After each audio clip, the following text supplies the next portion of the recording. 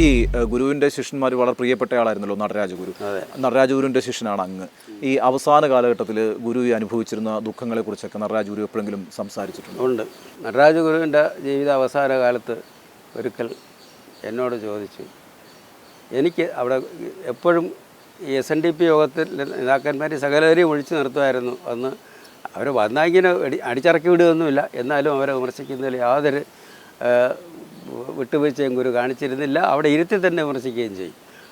എന്നിട്ട് ഗുരു എന്നോട് ചോദിച്ചു, എനിക്കെന്തിനാണ് ഈ SNDP യോഗക്കാരോട് ഇത്ര വലിയ വിരോധം?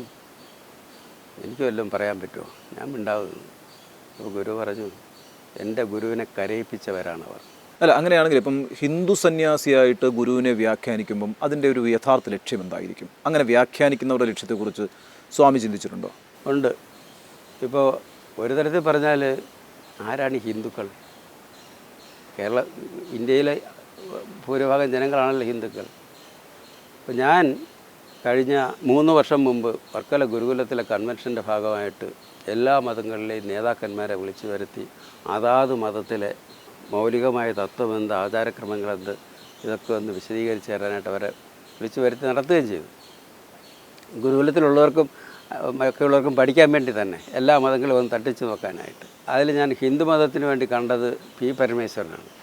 ഇതാണ് വിഷയമെന്ന് പറഞ്ഞ ഉടനെ തന്നെ അദ്ദേഹം പറഞ്ഞത്, ഹിന്ദുമതം എന്നൊരു മതമില്ലല്ലോ എന്നാണ്. P. പരമേശ്വരൻ്റെ വാക്കാണ്. ഹിന്ദുമതം എന്നൊരു മതമില്ലല്ലോ, അത് വെറും ഒരു സംസ്കാരമല്ലേ. അതുകൊണ്ട് ഒരു മതം എന്നുള്ള നിലയിൽ അതിനെപ്പറ്റി എന്ത് പറയാനാണ്? അപ്പോൾ ആരെയാണ് വാസ്തവത്തിൽ ഹിന്ദുക്കളെന്ന് വിളിക്കേണ്ടത്? നമ്മുടെ കോൺസ്റ്റിറ്റ്യൂഷനിൽ ഹിന്ദുക്കളെന്ന് വിളിക്കുന്ന ആരെയാണ്?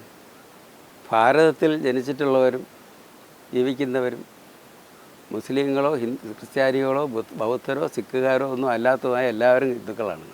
ഒരു നെഗറ്റീവ് ഡെഫിനിഷനാണ്. ഇന്നതിൽ വിശ്വസിക്കുന്നവർ ഹിന്ദുക്കളാണെന്നല്ല. അപ്പോൾ ഹിന്ദുമതം എന്നുള്ളതിനെ, ഹിന്ദുത്വം എന്നതിനെ പൊക്കിപ്പിടിച്ച് ഒരു മതമാക്കി ഉയർത്തി ഒരു പ്രസ്ഥാനമാക്കിയത് വാസ്തവത്തിൽ വളരെ അടുത്ത കാലത്താണ്. അപ്പോൾ അവർക്ക് ചില താല്പര്യങ്ങളൊക്കെ ഉണ്ട്.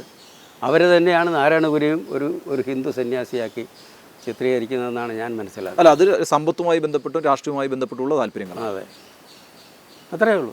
അത്ര ഒരു രാഷ്ട്രീയ താല്പര്യത്തിൻ്റെ അടിസ്ഥാനത്തിലാണ് ഹിന്ദു സന്യാസി എന്ന് ശ്രീനാരായണ ഗുരു വ്യാഖ്യാനിക്കപ്പെടുന്നത്. അതെ അതെ, വേറെ താല്പര്യം എന്തെങ്കിലും ഉണ്ടെന്ന് ഞാൻ കാണുന്നില്ല. നമ്മളിപ്പോൾ സംസാരിക്കുന്ന ഒരു സാമൂഹിക സാഹചര്യത്തിൽ ശ്രീനാരായണ ഗുരു വലിയ തോതിൽ രാഷ്ട്രീയവൽക്കരിക്കപ്പെട്ടുകൊണ്ടിരിക്കുകയാണ്. എല്ലാ ശ്രീനാരായണീയരും ഹിന്ദു വിഭാഗങ്ങളുടെ ഉന്നതിക്കായി പ്രവർത്തിക്കുന്ന അത്തരം ആശയങ്ങളും പ്രചരിപ്പിക്കുന്ന രാഷ്ട്രീയ പ്രസ്ഥാനങ്ങളുമായിട്ടൊക്കെ കൈകോർത്ത് പിടിക്കുന്ന ഒരു രാഷ്ട്രീയ സാഹചര്യമാണുള്ളത്. ശ്രീനാരായണ ഗുരുവിനെ ഇങ്ങനെ രാഷ്ട്രീയവൽക്കരിക്കുന്നതിനെ സ്വാമി എങ്ങനെയാണ് കാണുന്നത്? നാരായണ ഗുരുവിൻ്റെ പ്രസ്ഥാന പേരിൽ നടക്കുന്ന ഏറ്റവും വലിയ പ്രസ്ഥാനം SNDP യോഗമാണെന്ന് എനിക്കറിയാം. അത് ഇപ്പോൾ അതിനെ ഹിന്ദുത്വത്തിൻ്റെ പരിവേഷം നൽകി കുറച്ച് നാൾ മുമ്പ് ഇപ്പോഴത്തെ നേതൃത്വം നേതാവ് നേതൃസ്ഥാനത്തേക്ക് വന്നപ്പോൾ ഗുരുവിന് ജാതി ഇല്ല എന്ന് ആണല്ലോ ഇപ്പോൾ പ്രചരിപ്പിക്കപ്പെടുന്നത്. ജാതി ഉണ്ട്, ജാതി വേണം, ജാതി ചിന്ത വേണം എന്ന്, ജാതി പറയണം, എല്ലാം പറയണം എന്ന് അടിവരയിട്ട് പറയുകയും ഇപ്പം അതിനെ ആ ജാതി പിന്നെ ഹിന്ദു മതത്തിൽ പെടുന്നതാണ്. അതുകൊണ്ട് ഇനി ഹിന്ദുവും കൂടെ ആക്കി തീർക്കണം. ഇതൊക്കെ ഒരു തരത്തിൽ പറഞ്ഞാൽ നാരായണ ഗുരുവിനെ മനസ്സിലാക്കാത്തത് കൊണ്ട് മാത്രം സംഭവിക്കുന്ന വലിയ തെറ്റാണ് എന്ന് എനിക്ക് പറയാനുള്ളൂ. അല്ല, പക്ഷേ ശ്രീനാരായണ ഗുരു തന്നെ പറഞ്ഞിട്ടുണ്ട്, ഈഴവ സമുദായം വിദ്യാഭ്യാസം കൊണ്ട് ഉന്നതി നേടണം, വ്യവസായം കൊണ്ട് ഉന്നതി നേടണം, സമ്പത്തുണ്ടാകണം.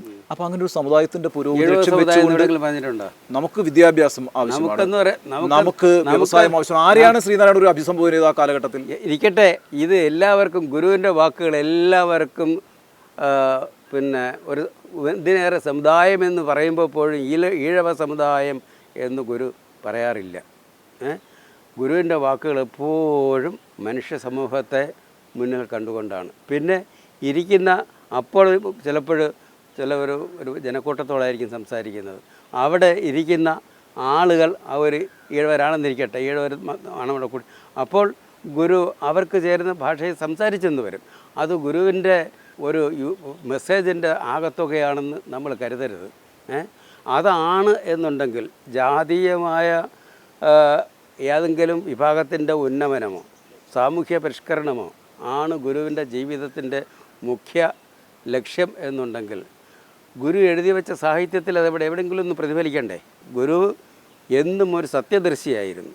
ആ സത്യദർശിയായിരുന്ന ഗുരുവാണ് ആ സത്യദർശനത്തിൻ്റെ വെളിച്ചത്തിൽ ചുറ്റും അദ്ദേഹത്തിൻ്റെ ചുറ്റിനുണ്ടായിരുന്ന ജനങ്ങളുടെ ജീവിതത്തിൽ ഉണ്ടായിരുന്ന അപാകതകളെ തിരുത്തിയത്. അല്ല, ആ ചുറ്റുമുണ്ടായിരുന്ന അപാകതകളെ തിരുത്തുമ്പം ഇപ്പോൾ ഈ ശ്രീനാരായണ ഗുരു തന്നെ കണ്ടിട്ടുള്ള ഉച്ചനീചത്വങ്ങൾ, അനീതികൾ, അധസ്ഥിതരോടുള്ള അനീതികൾ, ഇതെല്ലാം അകറ്റുന്നതിന് വേണ്ടിയിട്ടുള്ള ഒരു സാമൂഹ്യ പരിഷ്കരണത്തിന് അദ്ദേഹം നേതൃത്വം കൊടുത്തിട്ടുണ്ട് എങ്കിൽ അതേ വിഭാഗങ്ങൾ ഇപ്പോഴും അത്തരം അനീതി അനുഭവിക്കുന്നുണ്ടെങ്കിൽ അവരെ കാര്യത്തെ രാഷ്ട്രീയമായി ഉപയോഗിക്കുന്നതിനകത്ത് എന്താ തെറ്റ്? ശ്രീനാരായണ ദർശനത്തെ അത് ശ്രീനാരായണ ദർശനത്തെ ഉപയോഗിച്ചെന്ന് പറയാൻ പറ്റില്ലല്ലോ.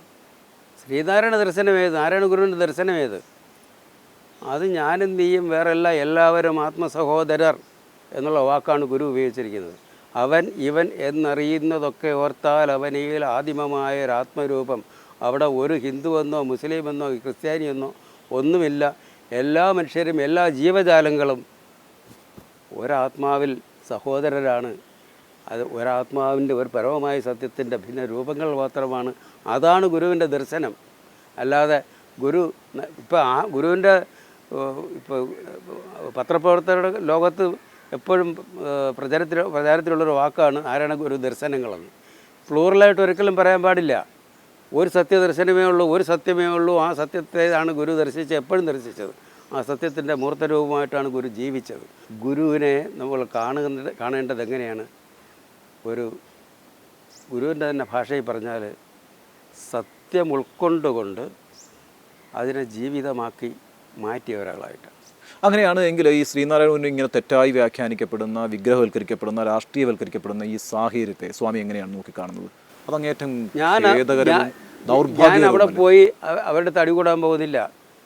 സത്യം ഇന്നതാണ്, ഗുരു പഠിപ്പിച്ച സത്യം ഇന്നതാണെന്ന് ചോദിക്കുന്നവരോട് പറയുക. അല്ലാതെ അതിനെപ്പറ്റി വിലയിരുത്താനും അവരുടെ ഇടയിൽ പോയി ഇറക്കണമെന്ന് നിങ്ങൾ ചെയ്തത് തെറ്റാണെന്ന് വിളിച്ച് പറയാനും അവരുടെ അടി മേടിക്കാനും ഒന്നും എനിക്ക് വയ്യ. അല്ല, ഗുരു ഹൈന്ദവവൽക്കരിക്കപ്പെടുന്നു എന്നൊരു ഒരു വിലയിരുത്തലുണ്ടോ സ്വാമിക്ക്? ഉണ്ട്, നടന്നുകൊണ്ടിരിക്കുന്നു. SNDP നാരായണ ഗുരുവിൻ്റെ പേരിൽ ഇന്ന് നിലനിൽക്കുന്ന ഏറ്റവും വലിയ സംഘടനയായ SNDP യോഗം തന്നെ ഇപ്പോൾ അതിനുവേണ്ടിയുള്ള ശ്രമം നടത്തിക്കൊണ്ടിരിക്കുന്നു. അതുകൊണ്ട് ശരിയാവുമോ? ഒരു വലിയ ജനസമൂഹം, ഒരു വലിയ സംഘടന തെറ്റ് ചെയ്താൽ അത് ശരിയാവുമോ? ആവില്ല. അത് തെറ്റ് തന്നെയായിരിക്കും.